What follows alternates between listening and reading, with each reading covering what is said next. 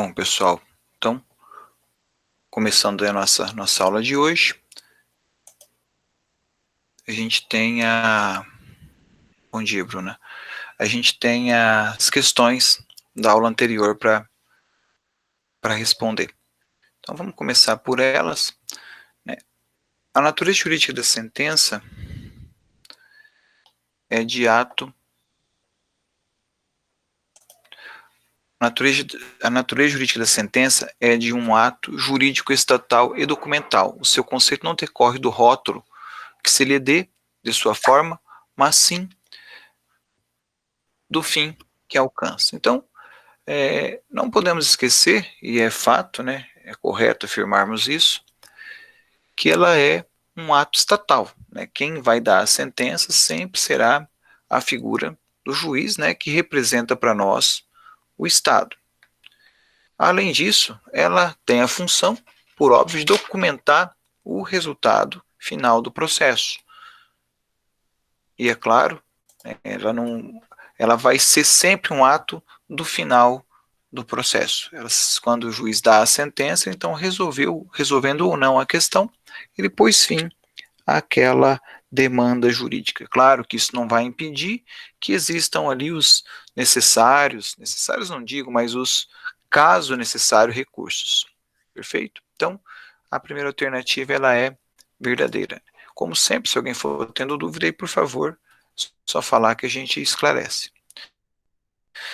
Segundo, a fundamentação sucinta não se confunde com a ausência de fundamentação e não acarreta a nulidade da decisão se forem apresentadas enfrentadas todas as questões cuja resolução tem, em tese, né, influencie a decisão da causa. Então aqui a gente precisa relembrar que nós temos 3 tipos de decisões do juiz: sentenças, decisões interlocutórias e os despachos. E todos os 3 são, então, têm um momento processual adequado para ocorrer, e cada uma delas tem a sua própria estrutura. Quando a gente fala de sentença especificamente, então a gente vai reencontrar dentro como requisitos essenciais o relatório, onde é feito o resumo do processo, a fundamentação, que é quando o juiz apresenta os argumentos, né, os motivos do porquê ele tomou aquela decisão, e por fim,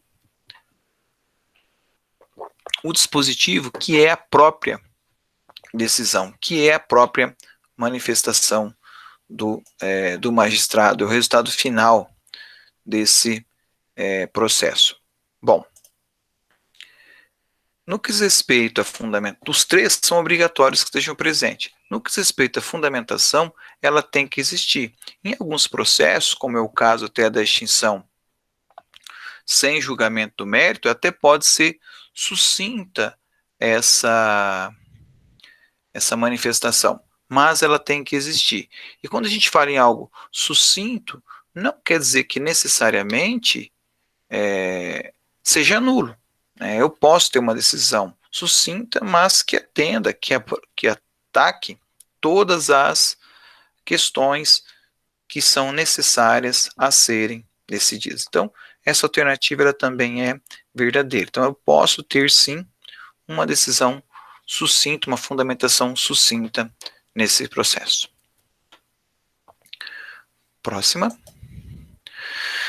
É indispensável que a sentença indique o nome de todas as partes e que contenha um resumo da pretensão do autor, seus fundamentos e da defesa do réu sob pena de nulidade. Assegura-se com isso que o julgador tome conhecimento de todas as alegações das partes antes da decisão.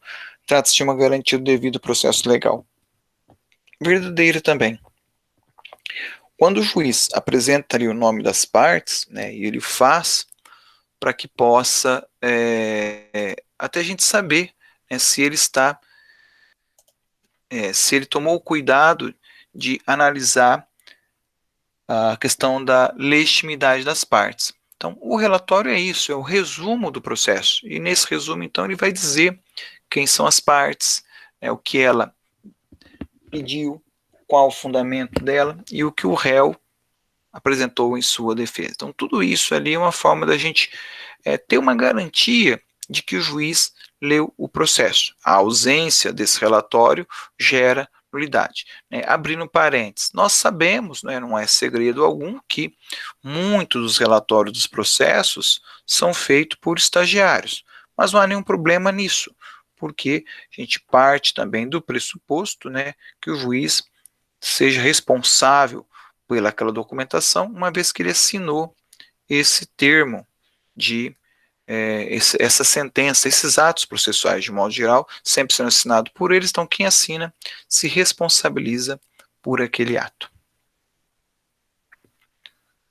Ok? Dando continuidade. Todos os pedidos formulados na petição inicial e na contestação, nos casos de ação dupla e reconvenção, devem ser examinados, sob pena da sentença ser considerada infrapetita. Também verdadeiro. Né? Nós temos 3 tipos de vícios processuais. São as sentenças infrapetitas, ultrapetitas e as extrapetitas. Né? Relembrando, a sentença extrapetita é quando o juiz julgou fora daquilo que foi pedido. Então, pede-se uma coisa e o juiz julga outra coisa.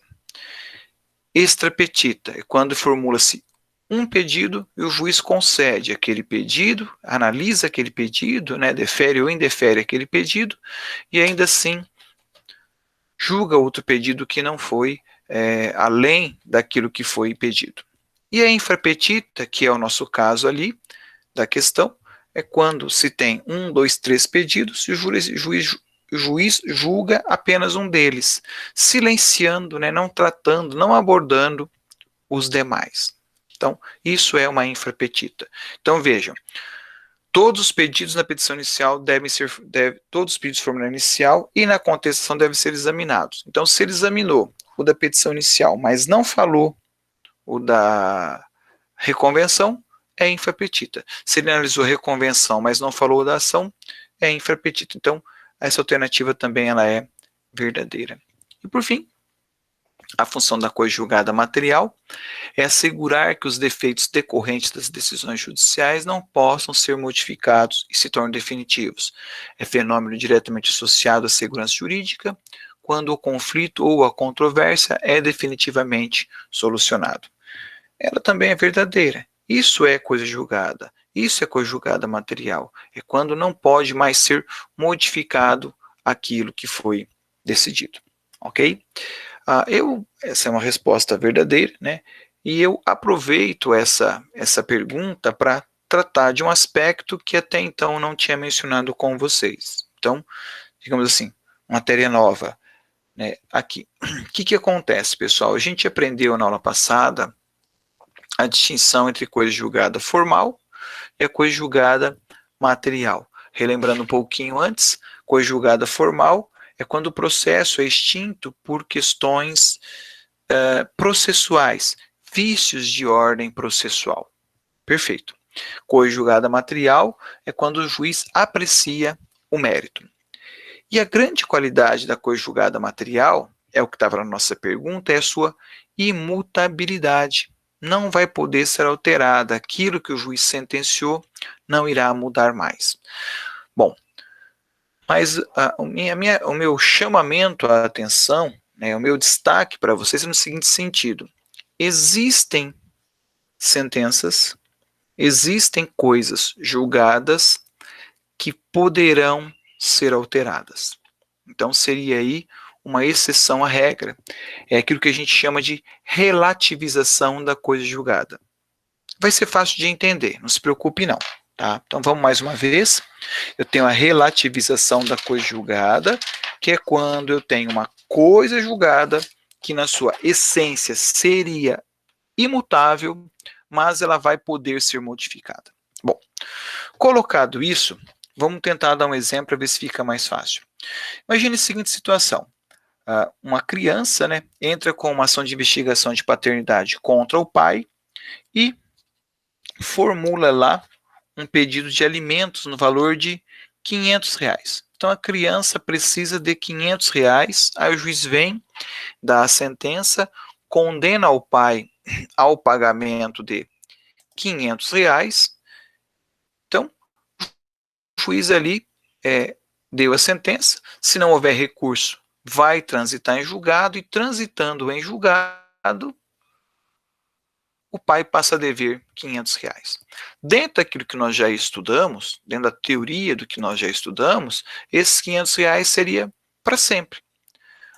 Mas vamos imaginar o seguinte, essa criança, ela foi feito lá um exame e descobriu que ela tem Deus o livre, um tumor no cérebro. Vai precisar de tomar algum medicamento, fazer uma série de outros tratamentos. Então, R$ 500 não é suficiente para a compra da medicação. Então, a mãe da criança, a criança, por meio da sua mãe, pode propor uma nova ação pedindo a revisão dessa pensão para ampliar. Então, vejam, aqueles R$ 500 que eram coisa julgada poderão ser ampliados, porque esse tipo de processo ele comporta revisão. Então, é isso que é a relativização da coisa julgada. São certas situações jurídicas que podem ser revistas. A ideia é que a sentença seja imutável. Essa é a grande ideia. Mas não podemos nos esquecer que existem situações que vão comportar modificação. Perfeito? Então, é nesse sentido. Vamos dar um exemplo ao contrário agora. A mesma criança, R$ 500, ok? Mas o pai agora perdeu o emprego. O pai não tem mais condição de pagar a pensão. O pai pode entrar com uma ação pedindo para reduzir o valor dessa pensão. Ele pode então fazer uma ação também revisional de alimentos, mas pedindo para reduzir esse valor. Pegaram a ideia? Então, mesmo que tenha uma sentença, alguns poucos casos, o juiz vai poder então alterar, relativizar o efeito da coisa julgada material. Perfeito? Então, eram esses aí os aspectos que eu precisava passar ainda para vocês sobre sentença e coisa julgada. Ok? Alguma dúvida até aqui, pessoal? Bom, se alguém tiver dúvida, aí sempre fique à vontade para me interromper. Beleza? Avançando no nosso estudo, é o seguinte, a gente já tratou daquelas pontos iniciais que eu havia apresentado no começo do semestre para vocês, chegamos até a sentença e coisa julgada, e agora vamos trabalhar um pouquinho do juizado especial civil. Não estava naquela programação original, mas eu estou incluindo agora porque nós temos algum tempo e dá para a gente aproveitar e aprofundar também dentro do juizado especial civil, que é uma área aí que, além de ser bastante digamos, curiosa, onde há muitas coisas, as pessoas perguntam demais sobre isso aí, não só acadêmico, mas sociedade como um todo, e tem muitos aspectos processuais que são bem diferentes lá, e um bacharel em direito precisa conhecer, ok? Então vamos falar do juizado especial civil.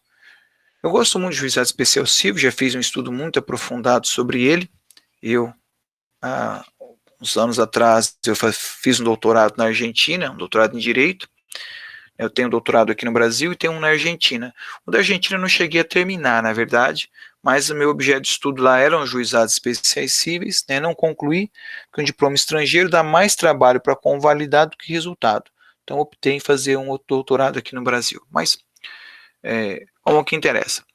Quando a gente fala em juizado especial cível, certamente você já deve ter ouvido falar em juizado especial de pequenas causas. Então, essa é a palavra aí que ficou conhecido, o tal dos juizados. Mas como que isso surgiu, como que isso aconteceu? Essa questão das pequenas causas, ele começa lá no Rio Grande do Sul, comarca do Rio Grande, em que um juiz, de nome Antônio Tanger Jardim, ele começou a desenvolver uma coisa chamada conselhos de conciliação e arbitragem. Então, ele começou lá, aproveitando a legislação que já existia, ele começou a marcar audiências nos processos à noite, período noturno, para que as pessoas comparecessem lá e pudessem tentar acordos nesses processos. Isso observou que claro, determinados tipos de ações, acidente de trânsito, né, algumas pequenas indenizações, processos, vamos dizer assim, mais simples de resolver. Isso observou que isso começou a dar muito resultado. Um grande número de processos começou a ter fim a partir dessa intervenção feita por esse juiz. A, a vontade, né, essa prática começou a dar tanto resultado que esses conselhos foram se espalhando pelo Brasil inteiro, não só no Rio Grande do Sul, mas diversos outros estados começaram a adotar esses conselhos. São Paulo criou também, Rio de Janeiro também criou, viu-se que isso era uma coisa muito boa. E esse movimento, encabeçado pelo Rio Grande do Sul, que sempre foi aí um estado de vanguarda, um estado que sempre teve grandes novidades, né? Lá havia uma teoria do direito alternativo, uma nova forma de aplicar o direito, essas penas de multa, essas questões todas lá no aspecto penal vêm do direito do Rio Grande do Sul. Algumas coisas como união estável, união entre pessoas do mesmo sexo, adoção de crianças por pessoas do mesmo sexo, são tudo questões que foram fomentadas no Rio Grande do Sul e depois foram se espalhando aí pelo Brasil inteiro, e muitas dessas providências, desses entendimentos rio-grandenses, acabaram aí se tornando até mesmo lei, como é de nosso conhecimento. De qualquer maneira, então, como sendo vanguarda, esses conselhos eram muito bons. 2 anos depois, em 84, vem ali e surge a lei dos juizados especiais de pequena causa, a lei 7244 de 84, que veio e disciplinou esse juizado. Então, aquilo que existia enquanto conselho, enquanto uma alternativa processual, foi positivado e virou lei. Então, a partir de 84, tivemos essa lei. Era uma lei pequena, eram 50, 60 artigos, né, uma lei que foi assinada pela época, então, presidente João Figueiredo, que disciplinava isso aí. Lembre-se que nessa época estava em vigor ainda a Constituição de 67, com a emenda que ela sofreu em 69. Então, ainda estávamos lá no regime ainda, no regime militar. Bom, esse juizado trouxe como grande mote, né, como grande diferencial, esse piso, que era de até 20 salários mínimos. Então, qualquer processo de até 20 salários mínimos seria submetido ao regime do juizado especial de pequenas causas, ok? Bom, a história do direito, né, a história do país continuou se desenvolvendo até que em 88 a gente teve aí a nova Constituição Federal, né, os constituintes vieram, criaram a nova Constituição e com a seguinte peculiaridade, lá no artigo 24 da Constituição Federal, esculpiram ali a seguinte regra: compete à União, aos Estados e ao Distrito Federal legislar concorrentemente sobre. E aí vem a criação, funcionamento e processo dos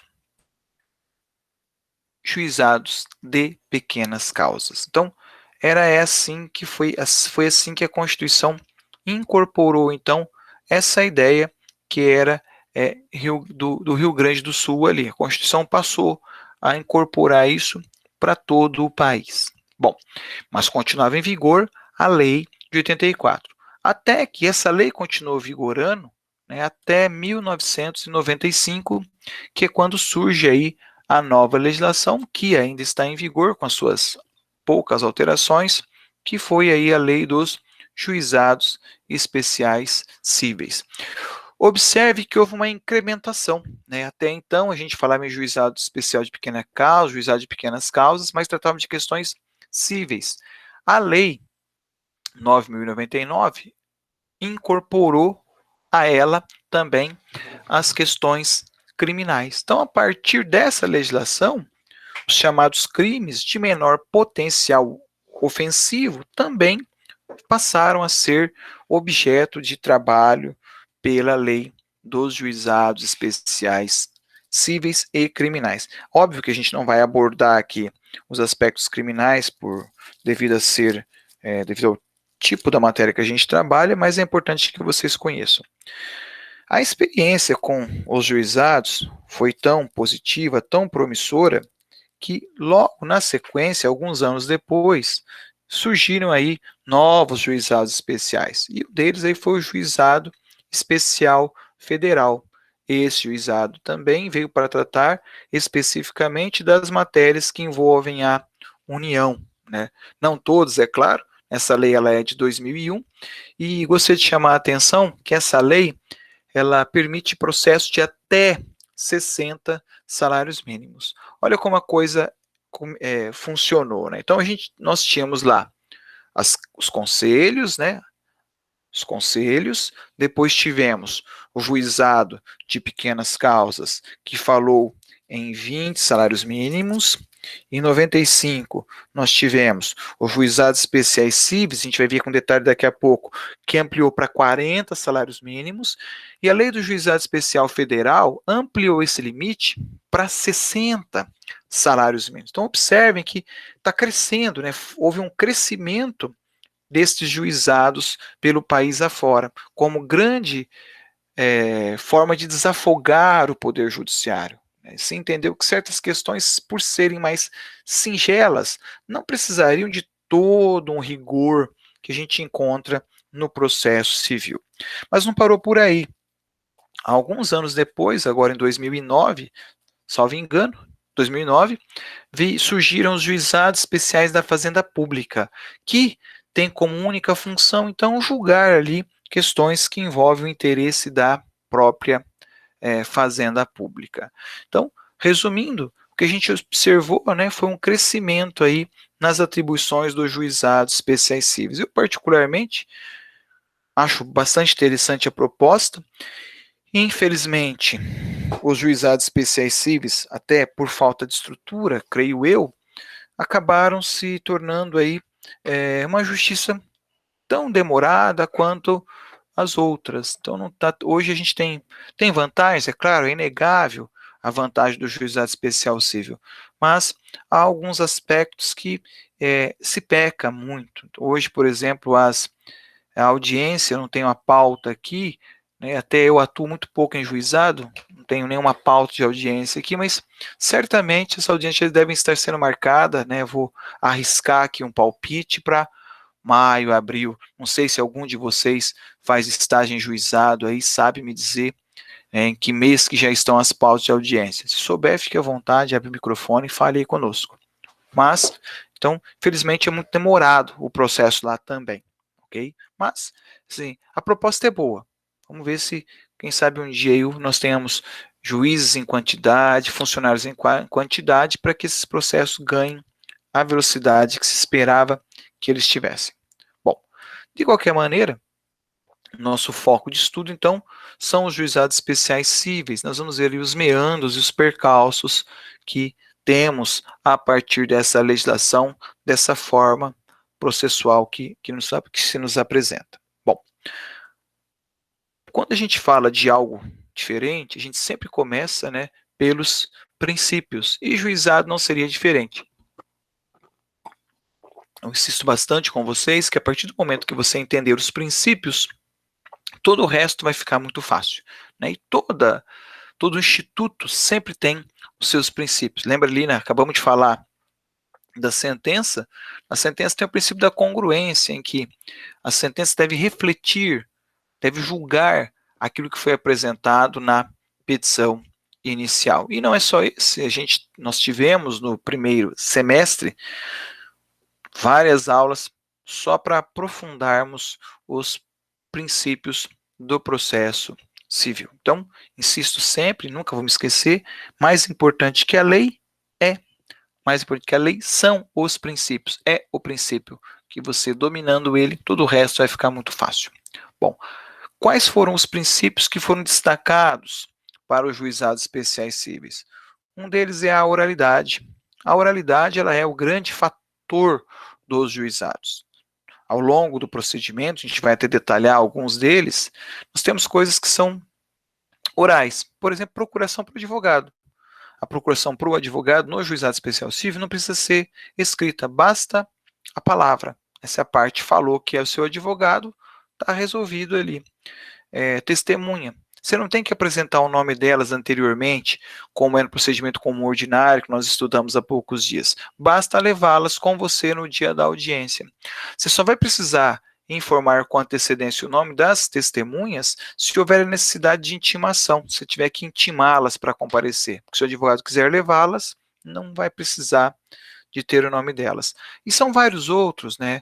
Para a parte apresentar o seu pedido, se for de até 20 salários mínimos, ela pode ir lá oralmente e formular o seu pedido no balcão do juizado, inclusive sem necessidade do advogado. Mas isso tudo a gente vai aprofundar daqui a pouco mais.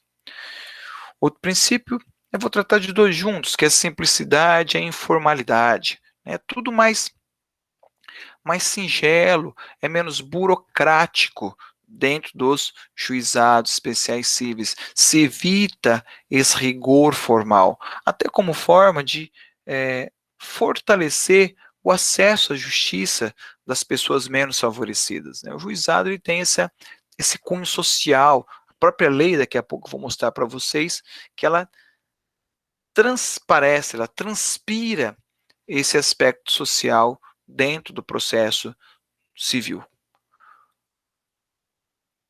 Avante. Sim, aqui na informalidade, na simplicidade, eu não posso deixar de mencionar para vocês as intimações. No juizado especial civil, a intimação pode ser feita inclusive por WhatsApp. Algo que a gente não concebe no processo tradicional, a gente não concebe isso ainda. Mas no juizado, você pode fazer intimação por WhatsApp, intimação por telefone. No juizado especial civil, o cartório pode telefonar para a pessoa e intimá-la por telefone, coisa que a gente não concebe dentro do processo civil, do procedimento comum ordinário, né? Quando a gente é muito ligado a formalidades. Lá não. Lá o importante é atingir o resultado do processo. Tudo isso, né, essa informalidade, essa simplicidade e oralidade, culmina numa economia processual, torna o processo mais rápido, a gente economiza tempo para essas questões. Mas, aqui quando fala em economia processual, não é só tempo não, estamos economizando dinheiro também. Por quê? Juizado especial civil não tem custas, não é necessário o pagamento de custas para que o processo tenha a tramitação. Só haverá custas no juizado especial civil se houver recursos. Se houver recursos, sim. Se você quiser apelar, né, na verdade não é apelar, é recurso nominado que se chama. Né, se você for apresentar um recurso nominado no juizado, é igual a sentença, é igual a apelação, tem o mesmo objetivo. Mas se você quiser apresentar o seu recurso, aí sim você terá que pagar custas processuais. Mas, se não houver recurso, é um processo isento de custas. Tudo isso, né, a somatória de tudo isso aí vai nos dar uma maior celeridade. Né? Celeridade essa que destaquei alguns minutos atrás, que ela está um pouco prejudicada. Né? A audiência marcada, a primeira audiência sendo marcada, acredito, já para maio, abril do ano que vem, não é algo rápido. Mas, perto dos outros processos que a gente tem observado no rito comum ordinário, acaba sendo mais célere. Por fim, né, o grande objetivo do juizado é esse: conciliação ou transação. Eu gosto de resumir os dois numa palavra só: acordo. Acordo. Juizado, o grande objetivo é tentar acordo entre as partes. Nem sempre se obtém, mas o ideal é esse, é buscar essa proposta dentro do andamento de todos os processos. Então, esses são os princípios que o legislador separou, né? Separou para que fosse focado dentro dos procedimentos dos juizados especiais cíveis. Perfeito? Então, é a partir desse pressuposto que todos os processos devem tramitar. Avançando um pouquinho. Bom, mas dentro dos juizados especiais cíveis, o que eles podem fazer lá? Qual seria a competência desse juizado? Né? O juizado ele tem competência para, primeiro deles, conciliar. Isso é fato, né? Isso aí já foi destacado agora há pouquinho para vocês. Mas não só isso. O juizado também tem competência para processar. Então, ele vai ter o processo da petição inicial até a sentença. E não só isso, ele vai continuar ainda, inclusive, com a execução. Ele vai penhorar bens, ele vai bloquear bens, bloquear conta corrente, renajude, bacenjude, enfim. todos os sistemas que se aplica a qualquer processo, o juizado também aplica para poder processar. Claro, contraditório, ampla defesa, devido ao processo legal, tudo aquilo também está dentro dos juizados especiais cíveis. Então, quando eu falo em processo, eu vou ter contestação, né? Então eu vou ter ali uma série de coisas. Algumas eu não vou ter. Vamos falar daqui a pouquinho, para intervenção de terceiro eu não tenho perícia, mas os demais aspectos do processo eu vou ter dentro do juizado. E por fim, o juizado também tem competência para julgar, né, aquilo que ele processou, ele decide, e decide da mesma forma que o outro processo. Decide por sentença, sentença que vai transitar em julgado, sentença que será irrecorrível. Perfeito? Depois transitou em julgado, não cabe mais recursos. Avançando. Mas não é qualquer coisa que vai para juizado. Para juizado vão as causas cíveis de menor complexidade. O que é essa menor complexidade? Como que a gente pode tratar isso aí? Bom, a lei disse para nós que é menor complexidade processos de até 40 salários mínimos. Se eu partir do pressuposto que o salário mínimo ele será ele está sendo de 1.045, se eu não estou equivocado, nosso processo, então, até 41.800 será causa que pode ser submetida à apreciação dos juizados especiais cíveis. Essas causas, embora seja juizado especial cível, elas têm que estar devidamente acompanhado por um advogado. Todavia, já falei isso diversas vezes para vocês, até 20 salários mínimos, o que vale dizer até 20.900, questões que envolvam até 20.900 reais, essas causas, a parte tem a opção de ter advogado ou não. Perfeito? Então, vamos fazer o raciocínio ao contrário. Até 20 salários mínimos, não precisa de advogado.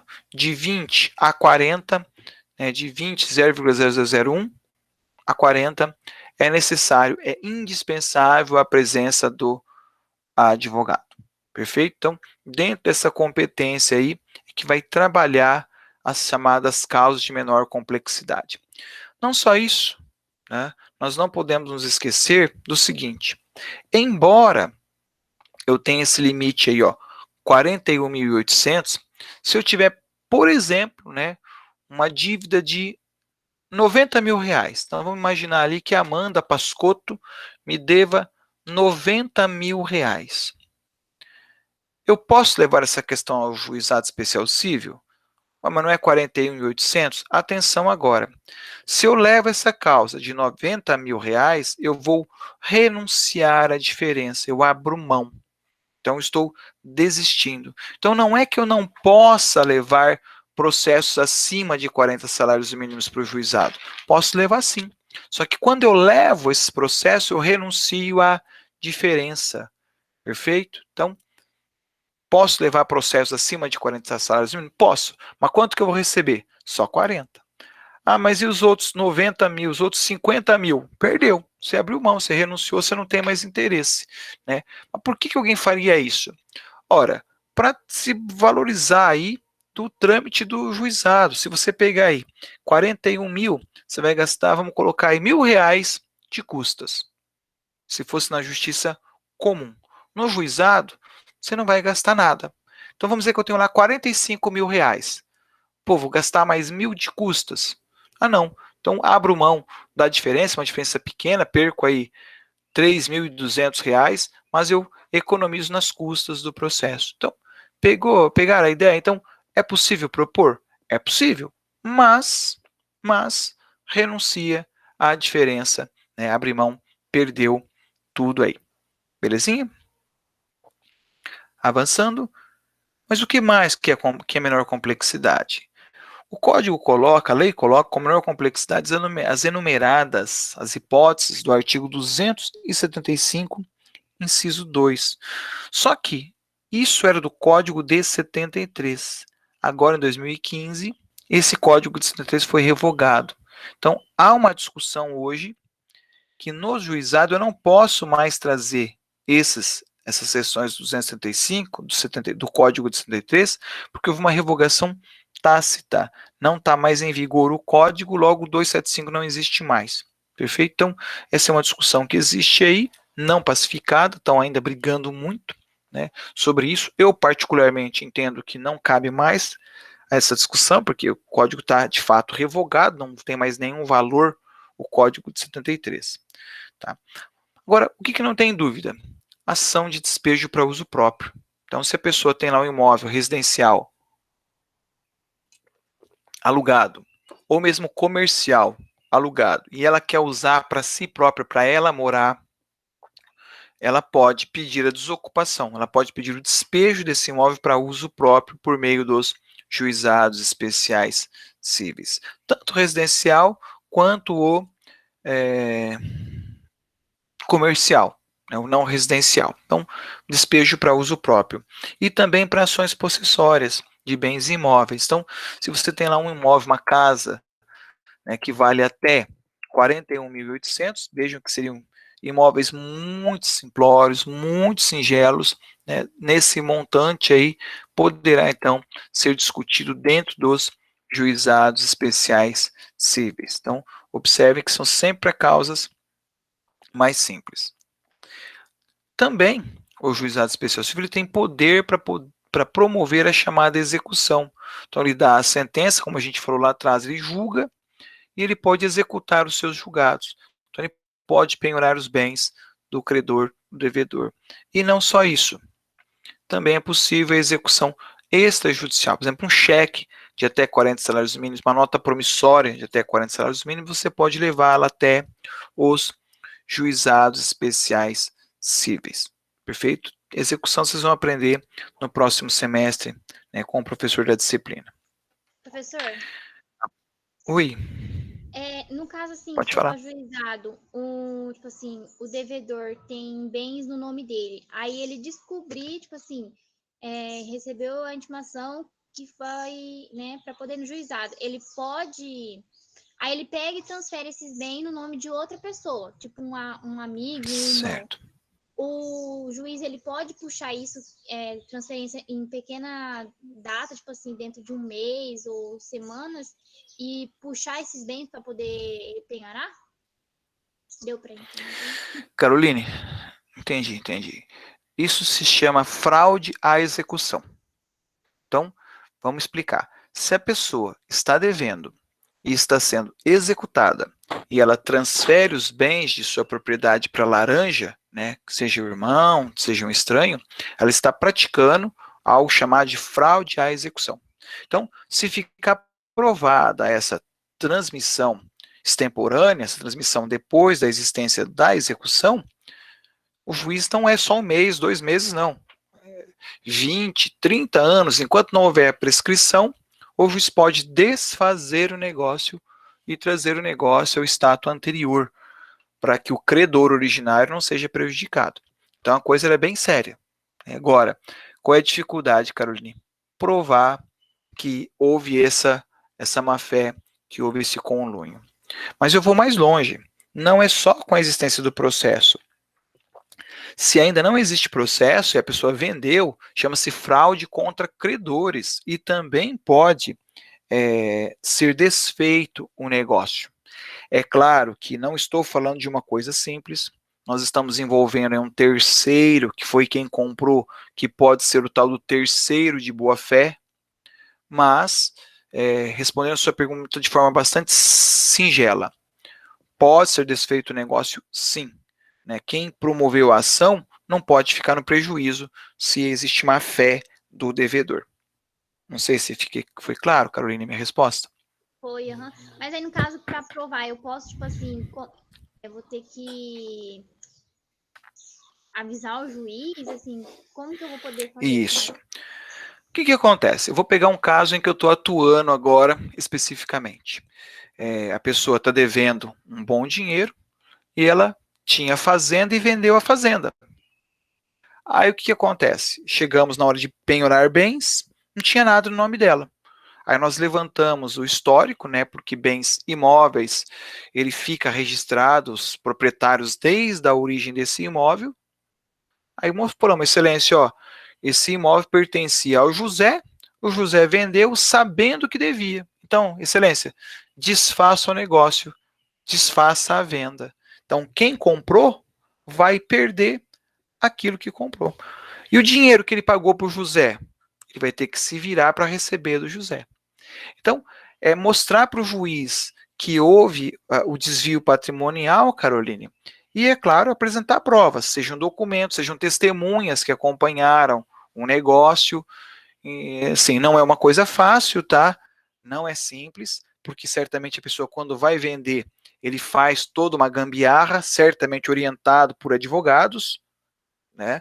Mas é um processo dentro de um processo. Você vai ter uma outra briga agora, que é provar essa fraude. Mas dá para provar sim, tá?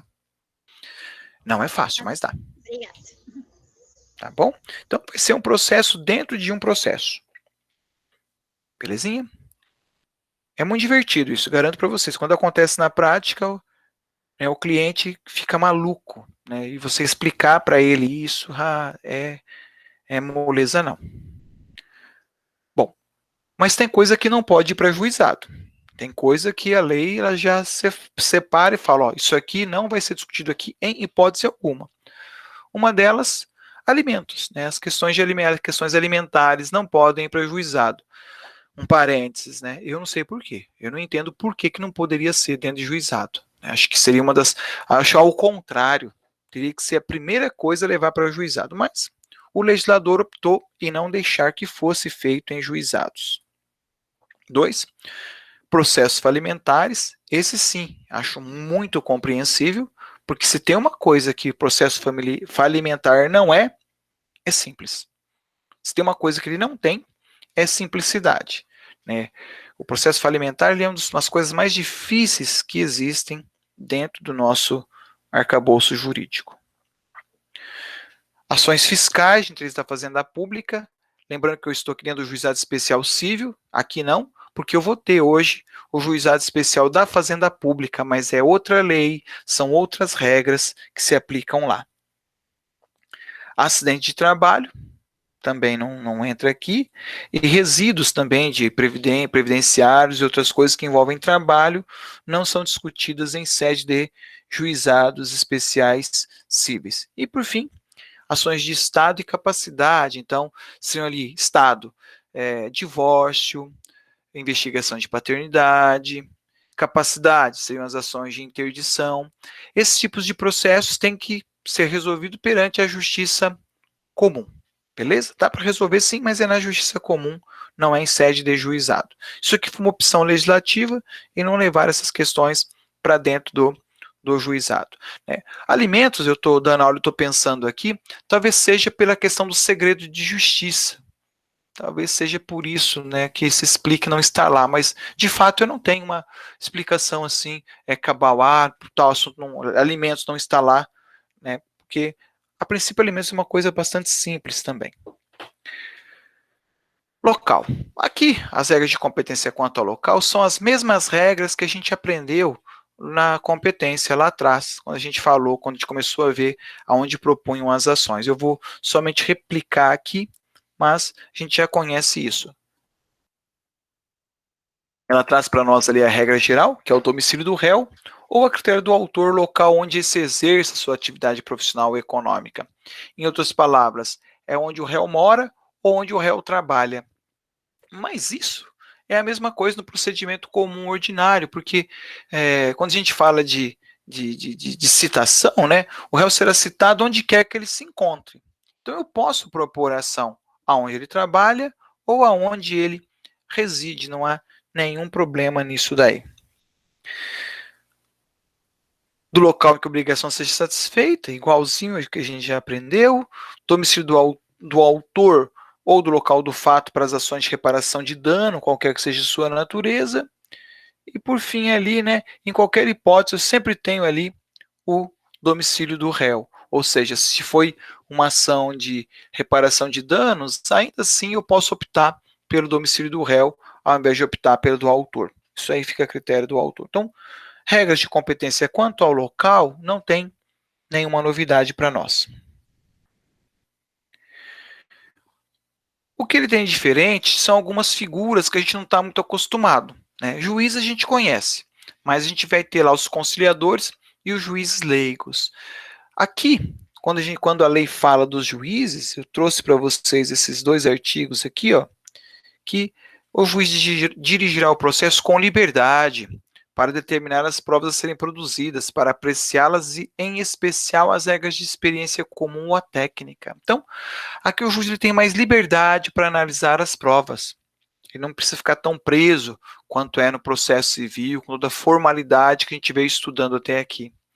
No sexto, artigo 6º, o juiz adotará, em cada caso, a decisão reputar mais justa e equânime, atendendo aos fins sociais da lei e às exigências do bem comum. Lembra que eu falei dos aspectos sociais? Está aí, ó, está escrito, está positivado, o juiz tem maior liberdade. Quando a gente fala do procedimento comum ordinário, o juiz está muito preocupado com a aplicação da lei, né, a letra pura da lei. Aqui não, aqui ele pode ponderar mais e interpretar mais por conta da singularidade dos processos. São sempre processos de natureza mais simplórias que estão ali. Perfeito? Então, ele tem essa liberdade maior. Também, em regra, né, nem sempre isso acontece, mas em regra são pessoas mais simples que estão no juizado especial civil, discutindo questões muito básicas. Eu, quando trabalhava como advogado do Núcleo de Prática Jurídica do Unicesumar, me lembro de um processo que eu estive lá, que era de uma pessoa que furou um poço. Isso há 20 anos atrás, ele furou um poço e cobrava por esse poço R$ 60. Daria em dinheiro de hoje, vamos dizer aí uns R$ 200, se tanto, né? E me lembro bem naquela oportunidade que um juiz leigo naquele momento pegou e falou: porque no juizado não tem correção monetária? Falei: excelência, o senhor está errado, né? Tem correção monetária sim. Não é porque é um processo simples que não vai ter correção monetária. Já está discutindo um trabalho custoso, né? Furar poço não é uma coisa fácil, né? Furar poço não é uma coisa fácil. Ainda o valor que ele está cobrando é muito pequeno, você ainda vai querer que ele receba sem juro, né, pelo atraso, então não tem jeito não, né? Queremos essa correção monetária certinha aí. Então, o juiz tem essa liberdade, ele deveria, né, naquele caso ele não olhou, mas ele deveria ter olhado social, ter mais cuidado pela pessoa simples, porque a pessoa simples precisa de mais proteção do que uma pessoa que tenha mais conhecimento, que tenha todo lá uma artilharia jurídica para lhe proteger. Ok? Professor, Pois não? esses artigos, só uma dúvida aqui, é da Lei Não, não. 7.244? Qual Tudo lei? da 9.099, que é a que está em vigor atual. Ah, tá ok. Essa Tá dúvida, bom? obrigada. Por nada, tudo do juizado especial civil em vigor. Avançando. Aí sim eu tenho aí a figura do conciliador. O próprio nome fala, né? Conciliador é quem vai fazer as audiências de conciliação. E também tenho a figura dos juízes leigos. Esses juízes leigos, pessoal, são de suma importância. O juiz leigo, ele tem o mesmo, melhor, quase o mesmo poder que o juiz, né? Por que eu digo quase o mesmo? Porque todo ato do juiz leigo está sob a supervisão do juiz de direito, do juiz que a gente chama de juiz togado. Então, tudo aquilo que o juiz leigo faz necessita de ser homologado, necessita de ser revisado pelo juiz de direito. Então, ele vai poder, então ele pode praticar, ele pode até dar a sentença, mas a sentença, o juiz vai ter que homologar essa sentença para que ela tenha validade dentro do ordenamento jurídico, ok? Onde a gente acha esse pessoal aí? Tá ali, ó, recrutados os primeiros, né, quem são os meus conciliadores, preferencialmente entre bacharéis em direito. Então, para ser conciliador hoje, eu tenho lá então bacharéis em direito. Hoje, como eu tenho um grande número de bacharéis em direito, não há dificuldade em preencher essas vagas. No passado, quando começaram os juizados lá em 95, eu acompanhava de perto isso, o que acontecia? Lá, naquele momento, mesmo quem não era bacharel em direito poderia ser conciliador, porque a lei fala em preferencialmente. Quando você não tinha um bacharel, você pegava acadêmico de quarto, quinto ano e botava lá para ser conciliador. Hoje tem uma grande procura, então dá para selecionar esse pessoal. Os segundos, juízes leigos, são selecionados entre advogados com mais de 5 anos de experiência. E hoje o juiz leigo, no Paraná pelo menos, ele tem lá um pequeno subsídio, uma pequena remuneração. Então o valor é pequenininho, mas já ajuda muito em orçamento de muitas pessoas. Então, por conta disso, tem até concurso. Claro que não com o mesmo rigor de um concurso para juiz, né, tem lá uma prova, um processo seletivo, vamos dizer assim, melhor dizendo, tem um processo seletivo para escolha dessas pessoas que vão estar ali. Teve um estado, Rio Grande do Norte, se eu não me engano, claro que é um disparate, um absurdo, né, foi revogado, mas chegou a ser publicado pelo Tribunal de Justiça que o juiz leigo teria o mesmo salário de um juiz. Felizmente isso foi revogado, colocaram as coisas nos eixos ali. Ok? Professor, quem que seleciona para esses cargos? Esses cargos são selecionados pela própria secretaria do juizado, sob a supervisão do Tribunal de Justiça. Então é feito um edital e aí as pessoas vão lá, se candidatam, fazem uma prova, né, fazem um processo seletivo e começam a atuar. Tá? Para conciliador, eu não tenho bem certeza como está funcionando o processo seletivo, não. Mas, se você tem interesse, Ana, vá até lá a Secretaria do Juizado, apesar que você ainda não é bacharel em Direito, né, querida, mas vá até a Secretaria e peça lá que eles vão poder dar informação. Até onde eu sei, no Paraná, eles não estão mais aceitando acadêmicos do curso em formação, porque tem bacharel sobrando para pegar essa vaga. Tá bom? Mas de repente, custa nada dar uma olhadinha lá, vocês estão aceitando acadêmico aí, de repente. Ok? Avançando. Os juízes leigos, por óbvio, ficam impedidos de exercer advocacia no juizado enquanto no desempenho da função. Então, você é advogado, você vai poder continuar advogando na trabalhista, no eleitoral, na justiça comum, você só não vai poder advogar em juizado. E tem lógica, né? Se você atua ali, como é que você vai poder, se você dá sentença, como é que você vai poder ser advogado? Então, haveria uma incompatibilidade ali de cargos. Belezinha? Avançando, né? Partes. Qualquer um pode ser parte lá no juizado? Não, tem uma limitação. Né? Tem uma limitação também. Não pode ser parte o incapaz, o preso, né? Não tem jeito. Pessoa juiz de direito público. É claro que eu estou falando aqui juizado especial civil. Se eu estiver falando de outros juizados, não há esses impedimentos. A empresa pública vai ter que estar, é claro, se for o caso, juizado especial federal, pública da União. A massa falida e o insolvente civil, né? Para quem não sabe, massa falida é o que sobra ali na falência. A empresa faliu, tem a massa falida, que é a soma dos créditos e dos débitos, dos bens dessa empresa que está em processo de falência. O insolvente civil, para quem não sabe, ele é a pessoa física que faliu. Ou seja, eu devo mais do que o patrimônio que eu tenho. Então, eu tenho lá um patrimônio de 500 mil e tenho 3 milhões de dívidas. Eu sou um insolvente civil, eu não vou conseguir pagar as minhas dívidas com o meu patrimônio. Então, essas figuras, tanto a pessoa jurídica falida, quanto a pessoa física, abre aspas, falida, fecha aspas, essas pessoas também vão ter que utilizar o processo comum para discussão, até porque lá vai ter quadro geral de credores, uma ordem para pagamento, já fica mais complicada ali a situação. Desta forma, quem que pode atuar? Pessoas físicas capazes, excluídos cessionários de direito de pessoas jurídicas. Então, o que seria isso? Eu tenho lá um posto de gasolina e eu cedo o crédito posto para mim mesmo. Então, o posto não pode ser parte, mas eu, pessoa física, posso. Então, isso é para evitar tramóia jurídica para favorecer alguém. Então, se o crédito é da pessoa jurídica, não vai poder passar para a pessoa física. Aqui são novidades, né?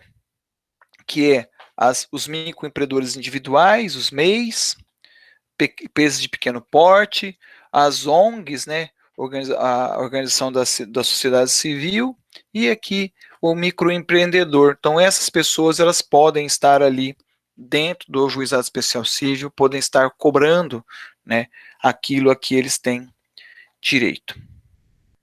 E eu trouxe aqui apenas como curiosidade, essa lei ela é de 95, então até naquela época eu tinha lá o maior de 18 e o maior de 21 anos, a pessoa só era capaz civilmente depois dos 21 anos de idade. Isso acabou, né? Hoje com 18 anos a pessoa já é plenamente capaz, mas o parágrafo 2º, ainda não revogado, diz assim: o maior de 18 anos poderá ser autor independente de assistência, inclusive para fins de conciliação. Então esse artigo que não tem mais razão de ser dentro da legislação. Aquilo que eu já mencionei, nas causas até 20 salários mínimos, as partes comparecerão pessoalmente, podendo ser assistidas por advogado. Então é uma opção, né? Acima desse valor, a assistência ela é obrigatória. Agora, olha que interessante o parágrafo 1º. Sendo facultativa a assistência. Então, até 20 salários mínimos. Se uma das partes comparecer com advogado, ou, se for pessoa jurídica, a outra parte, se quiser, a assistência judiciária prestada por órgão instituído junto ao juizado na forma da lei local. Então, o que acontece? Se uma pessoa vai até o juizado sem o advogado, o juiz pode dar a ela a oportunidade dela voltar, né, remarcar o ato para que ela volte acompanhada de advogado. Então, a senhora não é obrigada, mas se a senhora quer um advogado, a senhora pode buscar. Hoje, isso ficou fácil, pelo menos no Paraná está muito fácil, por conta das faculdades de direito. Então, a pessoa vai até a faculdade depois manda lá um estagiário, um advogado, para atuar defendendo. Até porque o juiz deverá alertar as partes sobre a conveniência do advogado quando a causa o recomendar. É o que a gente chama de paridade de armas. Se uma das partes tem advogado, o ideal é que as duas tenham um advogado. E o juiz sempre acaba falando: oh, a senhora está aqui sozinha, mas se a senhora quiser, a senhora pode ter um advogado. Isso é muito fruto até da nossa cultura, né? No sistema norte-americano, common law, a pessoa, se quiser, ela pode fazer a própria defesa. Aqui no Brasil, não. Aqui no Brasil, se entende que o advogado ele é indispensável. Teríamos, até duro o que eu vou falar agora, mas seria uma reserva de mercado. Né? Para poder estar na justiça, tem que ter a presença de um advogado. Aí vai entrar uma questão ideológica, política imensa, que eu prefiro passar ao lado, ao menos nesse momento. Resumindo, se a pessoa não tem advogado, o juiz pode orientar que ela volte com um advogado. Se ela não quiser, não precisa, porque não é obrigatório, mas o juiz alerta das dificuldades. Aquilo que eu já mencionei, a procuração por advogado pode até ser verbal, a não ser que seja os poderes especiais, que é aquele receber, dar quitação, aí tem que ser por escrito. Fora isso, pode ser verbal a procuração. E se for pessoa jurídica, ela pode, ou firma individual, né, ela pode ter um preposto. O preposto é uma pessoa que representa a empresa nas audiências. Então não tem como uma Magazine Luiza estar em 4, 5 audiências simultaneamente. Só tem um gerente, digamos assim. Então ela pode designar pessoas, funcionários da empresa, para ser preposto e representar essa empresa. Isso é comum, isso no processo civil comum também é feito desta forma, né? Por fim, terminando, não se admitirá no juizado intervenção de terceiro, nem assistência, aquilo que a gente falou já quando tratamos da intervenção de terceiros. Pode ter litisconsórcio, que é lá vários autores ou vários réus, não há nenhum problema nisso. E, é claro, se houver necessidade, o Ministério Público ele vai poder intervir dentro desses atos processuais nas causas em que o Ministério Público ele é obrigatória a sua intervenção, ok? Então, dentro do que eu preparei para nós falarmos hoje, era esse aí o assunto que eu deixo para vocês. Especificamente hoje, eu não vou liberar nenhum formulário para vocês responderem, até para dar chance de lerem a lei. Então, gostaria que agora, nesse tempinho que resta aí, para o finalzinho da nossa atividade, que vocês se dedicassem à leitura da Lei 9.099, que é a atual lei em vigor dos juizados especiais cíveis, que vai facilitar bastante a nossa próxima aula, bem como também facilitar o entendimento daquilo que já foi explicado até aqui. Ok? Abro a palavra aí para alguém tiver alguma pergunta, alguma colocação. Se não, fiquem à vontade aí para ir ler a nossa legislação. Alguma pergunta?